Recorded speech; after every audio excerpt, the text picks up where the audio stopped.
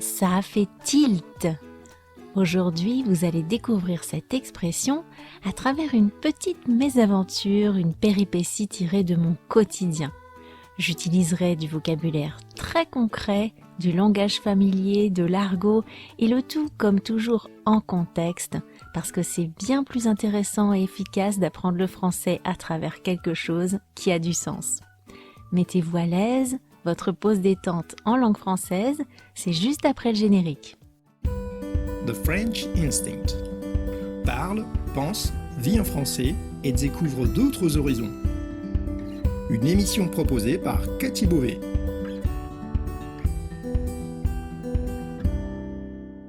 Vous écoutez le podcast The French Instinct, une bulle francophone pour vous immerger dans le français authentique et vous perfectionner tout en vous proposant un moment de détente, de découverte et d'inspiration.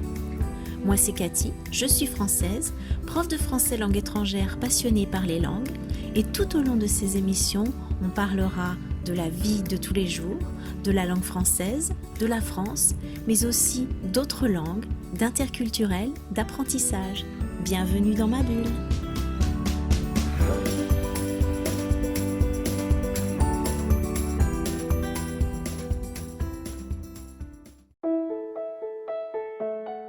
Les péripéties du quotidien, les petites mésaventures de la vie courante, pourquoi je vous en raconte? Déjà parce que ça permet d'apprendre du vocabulaire concret que vous pouvez difficilement connaître sans habiter en France ou si vous n'utilisez pas le français dans tous les aspects de votre vie. Et puis comme toujours, on voit des expressions idiomatiques ou familières en contexte. Et ça vous permet de découvrir ce que vous diriez précisément dans une situation donnée, si vous pouviez parler français spontanément comme vous le faites dans votre langue maternelle. Utilisez ces petits mots et expressions idiomatiques qui vous viennent instinctivement dans votre langue et qui transmettent au mieux ce que vous ressentez. Moi, j'aimerais vous aider à les acquérir à travers mes petites histoires. Et puis la dernière raison, c'est que quand je vous raconte une histoire, un souvenir, une petite mésaventure ou une anecdote amusante, ça crée chez vous de l'émotion. Je vous la raconte en y mettant des émotions parce que généralement c'est quelque chose que j'ai vécu. Et ça, on l'a vu dans l'épisode Une histoire à dormir debout, ces émotions, elles créent l'envie de connaître le fin mot de l'histoire, de savoir ce qui s'est passé. On est loin du manuel scolaire froid et stérile, on partage quelque chose d'authentique et ça va vous aider à progresser considérablement dans votre acquisition du français parce que c'est quand il y a de l'émotion, de l'affect, de l'intérêt que l'apprentissage peut vraiment avoir lieu. Je vais donc vous raconter un petit incident qui s'est produit il y a quelques temps et qui m'a vraiment posé une colle. Ça veut dire que j'arrivais pas à comprendre ce qui s'était passé.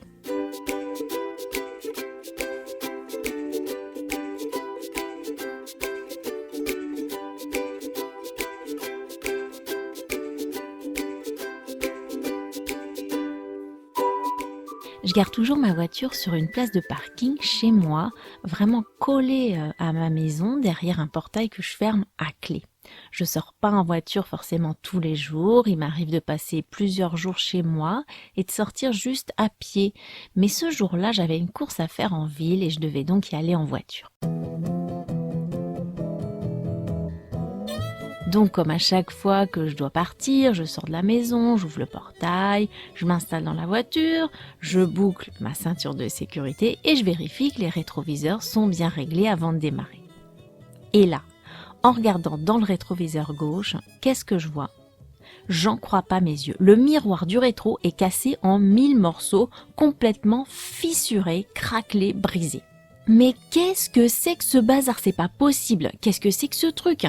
La voiture a pas bougé depuis au moins 3 jours, le portail était fermé à clé, le rétro était impeccable, il a pas pu se casser tout seul. Ça, c'est quand même trop fort. J'ouvre la portière, je ressors. Si on s'était cogné dans le rétro au point de casser le miroir, on s'en serait quand même rendu compte. Les enfants sont grands, en plus ils jouent jamais sur la place de parking, je vois pas comment ils auraient pu faire ça accidentellement. Tous les scénarios possibles et imaginables se déroulent dans ma tête.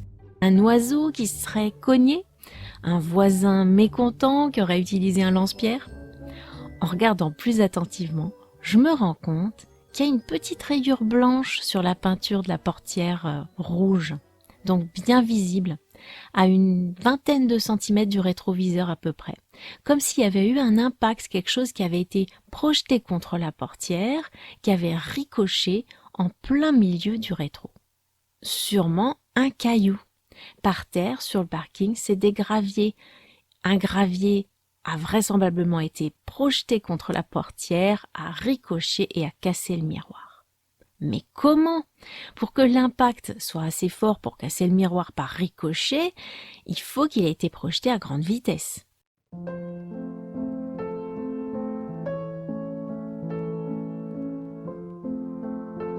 On s'y met tous, mon mari, mes enfants, on cogite pour trouver ce qui a pu se passer.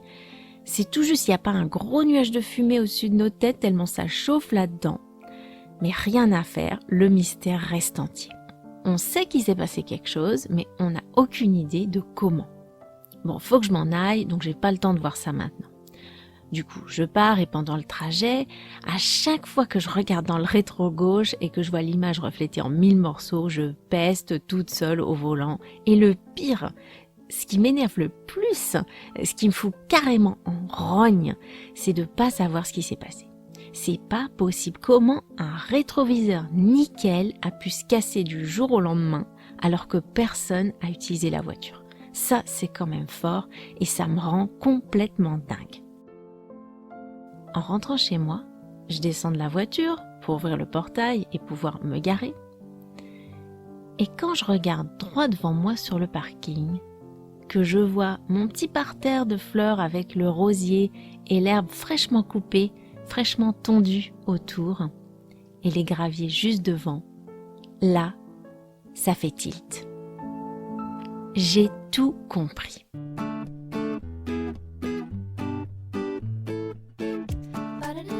Alors, est-ce que vous aussi, vous avez compris ce qui s'est passé? Pourquoi ça a fait tilt tout à coup? La veille, on avait passé la tondeuse à cet endroit-là. Il y a un peu d'herbe autour du parterre de fleurs, mais il y a aussi des cailloux, des graviers qui servent à recouvrir le parking. En passant la tondeuse, un caillou a dû être aspiré par la rotation de la lame et comme on n'avait pas mis le bac de récupération de l'herbe à l'arrière, il a été projeté à grande vitesse, pile poil sur la portière de la voiture. Et il a ricoché pour casser le miroir. Tilt, ça peut faire penser au bruit que ce petit caillou a dû produire au moment où il a percuté mon rétroviseur. Mais quand on dit ça a fait tilt, c'est une expression qu'on utilise pour exprimer le fait que tout à coup, notre esprit est frappé par un élément qui va nous faire comprendre ou découvrir quelque chose. En voyant l'herbe tondue, ça a fait tilt. J'ai réalisé tout à coup ce qui s'était vraiment passé.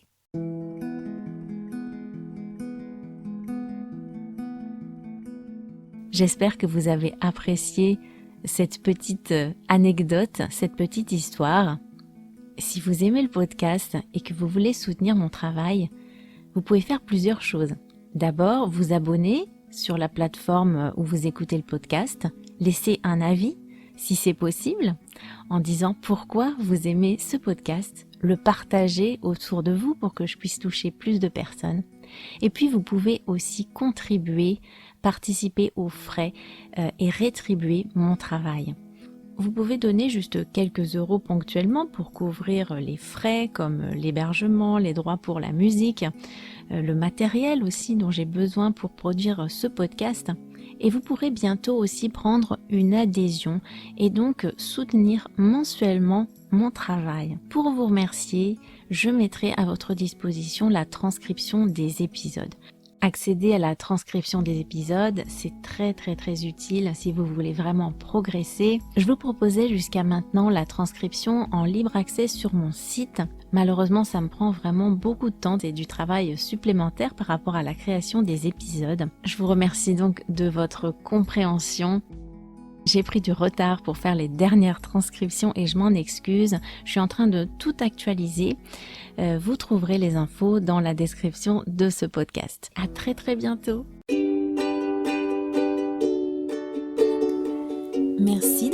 écouté cette émission.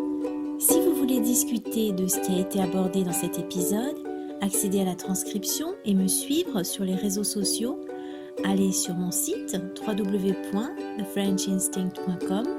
Vous trouverez le lien direct vers cet épisode dans la description du podcast.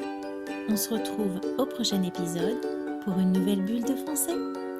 À bientôt!